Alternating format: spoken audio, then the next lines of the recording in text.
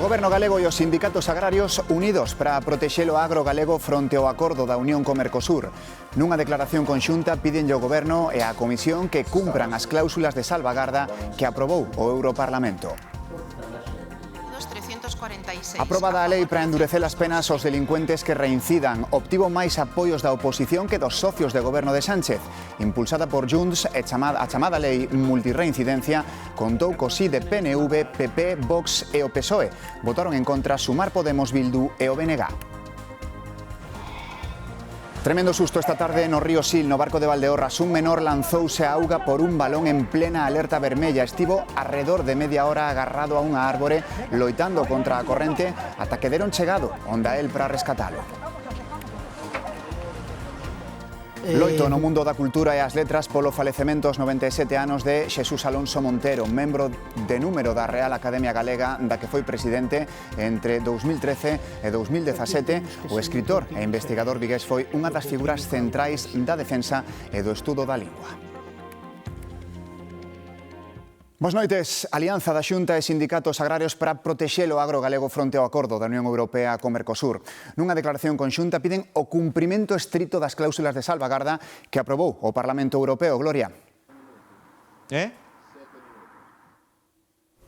Sí, efectivamente, a Xunta e máis o sector asinaron un documento para defender o campo galego en caso de que entre en vigor ese acordo co Mercosur. Pídenlle a Bruxelas que estableza controis nas fronteiras para garantir que todos os produtos que veñen de fora cumpren as mesmas exixencias que os que se elaboran aquí, en Galicia. Xunta e sindicatos inclúen nesa declaración peticións concretas ao Goberno Central e a Bruxelas para conseguir que o acordo co Mercosur poida traducirse nunha oportunidade para o agro galego e non nunha ameaza. Entre as exixencias destacan os controis para garantir que as importacións cumpren a legalidade comunitaria, tamén que se cumpran as cláusulas para intervir en caso de caída de prezos no mercado europeo. Pedirlle á Unión Europea a aplicación e a actualización desas cláusulas e evitar esos efectos que a posteriori, pois, desde que te mataron, pois non vamos a resucitar. En isto vamos por diante de outras comunidades que, máis alá de decir se Mercosur é bo ou Mercosur é malo, vamos a tratar de ter unha estrategia conxunta.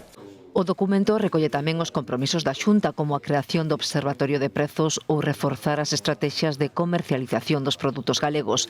Alfonso Rueda insiste en que Galicia pon moito en xogo se non se cumpren as cláusulas do acordo co Mercosur. Dende logo, todas as prevencións e os recelos de moitísimos agricultores están totalmente fundados se estas cláusulas de salvagarda e de garantía non estiveran en vigor. Xunta e sindicatos ratificaron tamén a petición ao Ministerio de Agricultura e a Bruxelas de que se manteñan os fondos da PAC a partir do 2028. Aprobada no Congreso a lei que endurece as penas aos delincuentes que reincidan. Impulsada por Junts e apoiada polo PSOE, obtivo máis respaldo da oposición que dos socios de goberno de Sánchez. Aritmética inusual coa que se aprobou a reforma que endurece o Código Penal cando se acumulan delitos menores. Queda aprobada la proposición de ley orgánica en materia de multirreincidencia. A proposta impulsou na Junts. Satisfecha? Molt. Moi satisfeita polo resultado, igual que o PNV, que tamén votou a favor. Lo que hemos hecho es mirar a la cara al problema, sin populismos. Esquerra Republicana acabou absténdose. Nosotros lo que no compartimos es el tufillo racista que tiene, pero el problema existe. Tanto que un grupo de alcaldes cataláns decidiu seguir o debate dende a tribuna do Congreso, a maioría de Junts e tamén do PSC. Allí debe ser un problema mucho más incisivo que en otras partes. E por iso, di o voceiro do PSOE, tamén votaron a favor. No PP non dan creto a ese argumento. Que apoya esta reforma a rastras de boquilla, porque salen los votos. E que sairía adiante aínda sen o PSOE. Por iso, moitos creen que se trata dun xesto para reconciliarse cos de Puigdemont. Non cambia res. Non cambia nada, di a voceira de Junts, que en si ve movemento é Sumar, que votou en contra con críticas ao socio, o PSOE. ¿Esto qué es? ¿Un experimento de gran coalición? Pero máis alá desta votación puntual, PP e PSOE marcan distancias. O exministro José Luis Ábalos e o que fora asesor seu Coldo García saíron momentaneamente do cárcere para asistir ao Tribunal Supremo. Ali coincidiron con Víctor de Aldama na vista preliminar do xuízo pola compra ilegal de máscaras na pandemia. Porque son una organización criminal. Está aquí la cúpula de la organización criminal. Y desde el principio su suerte iba unida procesalmente, y ya veremos si también penalmente, a la suerte del señor Ábalos. Juntos delinquieron y juntos tienen que ser juzgados. Onde teñen que ser xulgados e no Tribunal Supremo ou na Audiencia Nacional foi unha das cuestións principais. Tanto a defensa de Ábalos como a de Coldo pediron que o xuízo sexa levado á Audiencia Nacional e solicitaron ao Supremo que lle consulte ao Tribunal de Xustiza da Unión Europea para que se pronuncie sobre esta cuestión. O principal argumento, a perda da condición de aforado de Ábalos, segundo a acusación popular, buscada, segundo a defensa do exministro. No es un elemento, digamos, buscado para dilatar el procedimiento. Él quiso estar en esta sala desde el principio. Se o xuízo abandona o Supremo ou se Europa se tivese que pronunciar, dilataría o proceso e daría pé a solicitar a posta en liberdade. Si se pasa esta cuestión de competencia a la Audiencia Nacional, entiendo que el juicio ya no sería inmediato, el riesgo de fuga desaparecería y, por lo tanto, solicito la inmediata puesta en libertad de mi representado. A vista concluíu a espera de que o Supremo resolva nos vindeiros días as cuestións formuladas. Nova reunión informal dos líderes europeos para buscar medidas para reactivar a economía. Pedro Sánchez asistiu á segunda parte do encontro, pero quedou fora da cita de líderes que se produciu pola mañá porque non foi convidado, María. Sí, España trasladou unha queixa a Italia pola organización da reunión previa ao cumio na que participaron unha vintena de líderes e a que Pedro Sánchez non foi convidado. España entende que esas reunións minan os principios básicos da Unión Europea e que non achegan solucións, senón todo o contrario. O presidente do goberno, iso sí, non fixo ningún tipo de declaracións ante os medios de comunicación aquí no castelo de Aldenvisen, onde os 27 debateron sobre competitividade, apostando por unha Europa a dúas velocidades para avanzar máis rápido, simplificar normas, reforzar o Made in Europe, o feito en Europa, e así reducir dependencias. A filla de Kim Jong-un sucederá seu pai á fronte do réxime de Corea do Norte. Así o sosteñen os servizos de intelixencia de Corea do Sur. Nos últimos meses, a moza de quen se ignora nome e idade multiplicou a súa presenza en actos oficiais. A designación podería facerse oficial no Congreso do Partido do Traballo, que se celebra a finais deste mes. De confirmarse, será a cuarta xeración da familia que toma as rendas dunha das ditaduras máis impenetrables do planeta. A Borrascanils segue deixando incidencias na rede viaria galega. Agora mesmo a principal estrada afectada é a A6. Seguen cortados 13 kilómetros desta autovía. O tráfico está sendo desviado por Baralla, Alejandro. Sí, efectivamente, en concreto son os puntos kilométricos entre o 456 e o 469, dirección a Coruña, e segundo podemos ler na páxina de DXT, arestora aínda permanecen pechados. Unha situación que obrigou a habilitar un desvío alternativo, como ti ben indicabas, polo centro de Baralla, que obriga a turismos e tamén a camións pois a pasar polo centro desta localidade. Unha medida que se tomaba despois de que onte se produxeran unha serie de desprendementos no interior do túnel de Neira. Esta mañá o delegado do Goberno informaba de que se estaba a traballar para solventar esta situación e así reabrir canto antes a circulación. A estrada que comunica San Cristobo en Ribadavia con Leiro tamén está completamente cortado o tráfico dende onte á tarde. O temporal afectou varias estradas provinciais de Ourense e tamén seguen cortadas dúas locais de Boborás. Tuvemos unha chamada de varios veciños e do alcalde do concello que nos alertaba de que caera un poste de tendido eléctrico, e cando chegamos aquí nos demos de conta de que o problema principalmente non era o poste, era que estaba fallando o terreno, que nos deu tempo suficiente e xusto para cruzar os coches e impedir a circulación. Uns momentos despois, pois xa prácticamente se derrubou o firme diante dos nosos pés. Así en directo viron como se desfacía polas intensas choivas a estrada provincial ou 0306 que une San Cristobo no concello de Ribadavia con Leiro. Foi unha suerte que se houbera cortado a carretera xusto nese momento, porque creemos que se chega a pasar outro vehículo máis, ao mellor o resultado podría haber sido outro. É un taluz, un precipicio bastante grande, ten uns 30 metros de desnivel. Que se cabía pouco a pasar un autobús o dos renos, entón sí que sería fastidiado. Que iso é unha casualidade, iso é unha suerte que hai. Dende a Deputación de Ourense din que traballan xa para arranxar a estrada en canto se poida, pero está a piques de derrubarse enteira. Hueco que é moi grande, que abarca a mitad da carretera e a outra mitad está caendo. Ahora sabe Dios hasta cando estaremos así. E nós temos o servicio todo por aquí. Hai un nacente de agua por debaixo da estrada e foi o que foi horadando todo o terreno hasta que colapsou a estrada e se veu abaixo. Os temporais están facendo estragos nas vías, fochancas, bolsas de auga e buracos. Seguen cortadas tamén o tráfico as dúas estradas locais que colapsaron en Boborás. Máis incidencias provocadas polo temporal, neste caso nas liñas ferroviarias. O vento obrigou a reducir a velocidade e causou atrasos de ata 1 hora nos trens entre Madrid e Galicia. E a comunicación entre Ourense e Monforte quedou cortada ao chocar un tren de pasaxeiros contra unha árbore que caeu sobre a vía polo vento. Como consecuencia do impacto, os raíz quedaron deformados. No resto de España, a borrasca Nils está afectando sobre todo a Cataluña. O vento, con refachos que acadaron puntualmente os 160 km por hora, deixa 86 feridos, miles de incidencias e máis dun cento de voos cancelados. Mais que chuvia, esta nova borrasca trae ventos furacanados no leste de España. Cataluña é a comunidade máis afectada. Xa se atenderon preto de 2000 incidencias por caídas de árbores, polas e mesmo fachadas de edificios.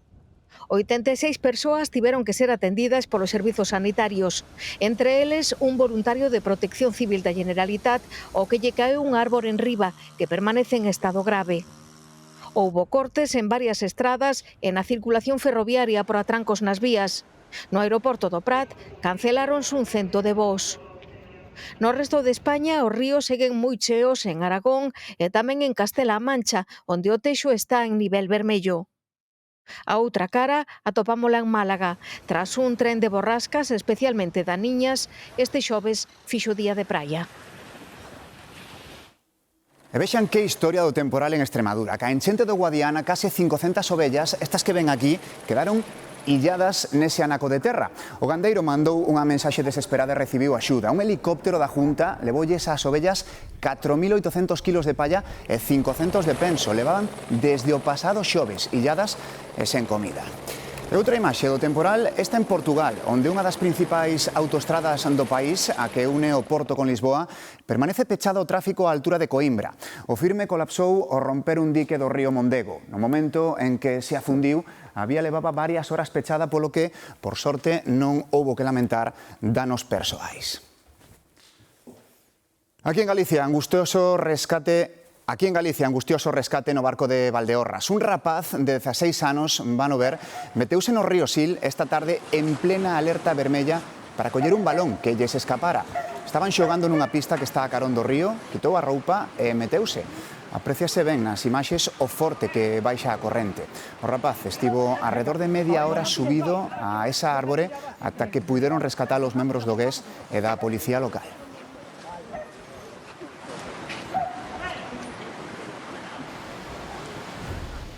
Outro rescate, o dun traballador que caeu na presa de Eiras este mediodía. O operario estaba nunha das galerías interiores do Encoro, situado entre Fornelos de Montes e Ponte Caldelas. Foi un particular quen alertou do accidente o 112. Polo momento, descoñécense as causas do suceso. O home non chegou a perder a consciencia e foi trasladado ao Hospital Povisa cun traumatismo de cadeira. 2 persoas faleceron e outras 7 resultaron feridas no incendio dun edificio de 7 plantas na localidade alicantina de Javea. Investíganse as causas do lume que se declarou a primeira hora da tarde na terraza dunhas das vivendas, xerando gran cantidade de fume nas escaleiras, o que complicou os labores de evacuación de 40 veciños. Os falecidos, unha muller e un home, foron atopados no interior da vivenda afectada.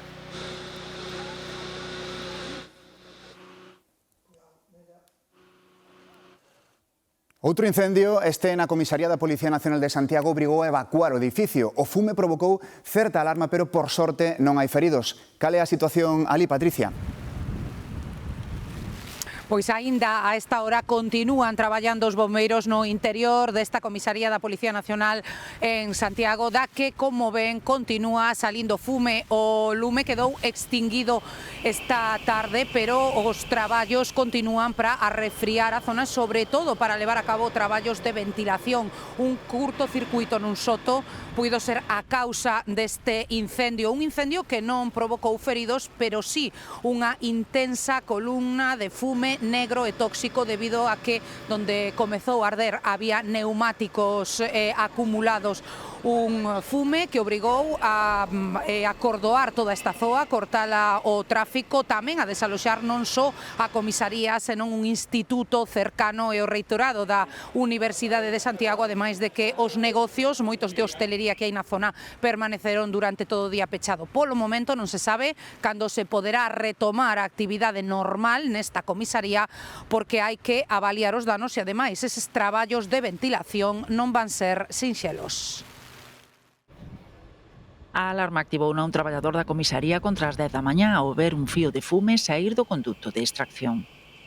Parece que viña da planta -4, onde está a galería de prácticas de tiro. Se avisó a la dotación de bomberos que vinieron y como es en una zona donde hay afectación de neumáticos, pues el humo es tan escandaloso y produce tanta alarma. Os bombeiros tiñan que facer quendas para tentar atallar o incendio. Produce altísimas temperaturas e tamén un fume moi intenso. Por iso, pois, os bombeiros están se tendo que relevar para ir cada certo tempo a ventilar, sobre todo, a zona. Malia que por momentos puidemos ver laparadas da combustión de gases, o máis complicado foi ese fume intenso. Básicamente, fume que sale por os conductos de ventilación, se poñen en marcha automáticamente cando detectan ese fume, e unha vez que o extingan, seguir traballando.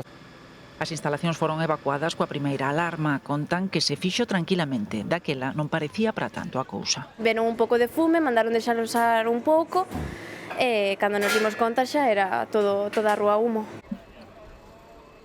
Todos saíron ben, sen danos persoais. Ademais de invadir o edificio, por momentos o fume fixo irrespirable o ambiente nas rúas próximas. Non se pode, pero non se dá respirado, Cuidado, Fume. Estivemos toda a mañá fumados. Moitos tiraron de máscara e pecharon portas. O fume obrigou a evacuar tamén o reitorado e o Instituto Lindeiro coa comisaría. A xuíza que instrúe o accidente mortal dos Altamontes en Vigo chama a declarar como investigado o xefe da policía local. A súa declaración será clave para aclarar se os axentes recibiran a orde de precintar a atracción. Pediron as acusacións tras escoitar a da concelleira de Seguridade. Patricia Rodríguez dixo ante a xuíza que a atracción non tiña autorización, pero non aclarou por que seguía funcionando. A UGT desbota continuar ca folga de transporte por estrada na provincia da Coruña despois da reunión ca patronal desta tarde. É o único sindicato que comunicou a súa postura á espera de coñecer a de Comisións Obreiras, en principio a favor de negociar, e a da CIGA, contraria ao acordo ca patronal. As diferenzas chegaron ao punto máximo. Sindicalistas da CIGA increparon e lanzaron pétalos de flores ao berro de que se biquen os outros sindicatos. Noutro momento tamén guindaron ovos. As molestias pros usuarios do servizo uníronse varios episodios de vandalismo. Mesmo o Concello de Ames quedou sen servizo de transporte adaptado porque o autocar que emprega para trasladar dependentes apareceu vandalizado e cun vidro esnaquizado e outros desperfectos. A Garda Civil tamén recibiu denuncias sobre pedradas e disparos de balotes a outros autobuses. E duro enfrontamento no pleno do Concello da Coruña. Señor Deus, é vostede un sinvergüenza. Porque vostede é un sinvergüenza. Por favor, un momento. Señor Deus, le llamo al orden. Señor, haga el favor de sentarse, cállense un momento, espere un momento, señor Laje, apague el micro. Nin a ningún membro desta corporación que me impute un delito. O socialista José Manuel Laje, voceiro do Goberno Municipal, chamoulle desvergoñado o edil do PP Antonio Deus. Foi despois de que Deus afirmase que Laje falseou documentación para solicitar a licenza para unha vivenda. Ante o ascendido do debate e como a alcaldesa Inés Rei non lle concedía a palabra, o edil popular optou por abandonar o pleno. A alcaldesa da Coruña suspendeu a sesión que se retomou horas despois. Máis asuntos. 2 das 4 mulleres que competían por ser a primeira reitora da historia da Universidade de Santiago mediránse nunha segunda volta.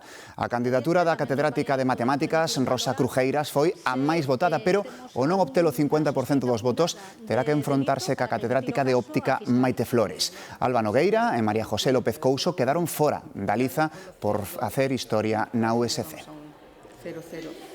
Loito nas nosas letras, faleceu en Vigo aos 97 anos Xesús Alonso Montero. Escritor, catedrático de literatura galega, ensaísta e conferenciante, presidiu a Real Academia Galega entre 2013 e 2017. Dende os últimos anos do franquismo, viña denunciando cas súas obras a situación de exclusión social do galego e propoñía medidas para a súa recuperación. Grazas tamén ás súas investigacións, hoxe lese con maior profundidade a Rosalía, Castelao, Curros ou Celso Emilio Ferreiro. Como xa dixo a nosa presidenta. Hoxe é xoves de comadres, o día en que as mulleres toman a festa para dar inicio a Entroido. A tradición ten máis presenza en Verín e na capital, en Ourense, con ceas, música e con disfraces que levan semanas preparando. Imos ver se xa se nota o ambiente nas rúas. María Blanco. Así estamos na hora na que as pandillas se xuntan para a posterior cena. E inda que en Verín en Xinzo o Entroido comezou hai semanas, en Ourense arranca hoxe con esta xuntanza na que nós e o inxenio para disfrazarse somos as protagonistas. O Xove de Comadres é unha celebración que simboliza o cambio de roles, é exclusiva de mulleres, aínda que hoxe tamén vemos moitos homes, iso sí, disfrazados de donas para evitar as burlas. Os restaurantes están completos e con reservas dun ano para outro. A música, a choiva e a festa tarde se apagan esta noite. Foi un dos roubos máis sonados dos últimos tempos, xa adiviñaron, falamos do roubo do Museo do Louvre. Ca chegada do Entroido, algúns dos seus protagonistas deixáronse ver esta tarde pola Coruña. Con camisetas a rayas, gorros negros e antefaces, presumen de protagonizar un dos roubos máis espectaculares e sonados dos últimos tempos, o do Museo do Louvre. Es que hay muchos ladrones y robaron unas joyas. ¿Así? ¿En dónde? ¿En dónde? Aquí. ¿Aquí? E non só a policía lle segue a pista. En principio creo que lo vamos a resolver nosotras. Con el gancheto pinganillo resolvemos todo. Entre o público buscan os culpables do roubo da colección das xoias da coroa francesa valoradas en millóns de euros. As xoias, eu non sei quen as levou, desapareceron, pero non sei quen. Así que tienes a culpable. Pois dixeron que sí. Unha actividade ambientada en París e preparada durante semanas pola comunidade da Residencia de Maiores Torrente Ballester da Coruña. Todos eles colaboran dunha forma realmente activa na celebración de evento en todo o que conlevou. Nesta ocasión, o único delito demostrable semella ser a ilusión e o bo humor. En pleno mes de febreiro, varios furanchos abriron as súas portas, unha apertura moi agardada polos furancheiros. A provincia de Pontevedra aglutina máis do 90% destes establecementos. Achegámonos a dous deles en Marín. Estamos a primeiros de febreiro e moitos furanchos xa iniciaron a tempada. Normalmente hai moita xente sempre, pero o tempo non axuda. Casas particulares e familiares como esta amóldanse pros 3 meses que dura a tempada, o tempo que teñen para poder vender o excedente do viño. Desde que me jubilei eu, fixemos esa plantación, é o viño que temos agora, pero 300 cepas é demasiado viño para nós. Víctor, mariñeiro xubilado, cambiou o mar pola terra fai uns 1.200 litros de viño e espera vender a metade. Neste outro furancho, Agustín e a súa muller traballan de luns a domingo e xente nunca falta. A única forma de darlle un pouco de salida é que o furancho, vamos. E bueno, senón o traballo que se fai non vale de nada. Os clientes chegan de todos os concellos da contorna que buscan, ante todo, calidade. Os furanchos é un boca a boca. Cada un fala con outro, aquilo ali que están dicindo que está bo viño, xa está. Moi bo, a verdade que sí, o viño daqui é bo. Viño branco e tinto que sacan directamente das cubas e que se acompaña con esas 5 tapas da cociña popular galega. A veces tomamos un chourizo da casa, uns bestés de raso, a ver, un viñiño aquí, con 4 amigos, perfecto. Son un auténtico punto de encontro cheo de autenticidade e tradición. Nós temos amigos de forancho cantidad. Moitos falan dos furanchos como auténticos cantos de taberna. O seu medo é a falta de relevo xeracional. Hoxe, unha historia de amor, de bonecos e de marketing. O día que Barbie deixou a Ken. Todo parecía ir ben entre eles, iso pensaba Ken. Tiñan unha vida ideal, o descapotable, o iate, esquiar, pero a Barbie faltaballe algo. E tal día como a hoxe, en 2004, o fabricante da boneca comunicaba que a parella necesitaba un tempo e filtraba que Barbie quería casar e quen non. A verdadeira razón da ruptura era que as vendas caeran pola entrada ao mercado desta outra boneca, das Bratz. A cousa é que Barbie aproveitou ben ese tempiño sen quen para coñecer a Blaine, un boneco surfeiro. En 2011 Barbie volveu con Ken e mal non lles debeu ir porque non só casaron, senón que ademais tiveron fillos. Ata mañá.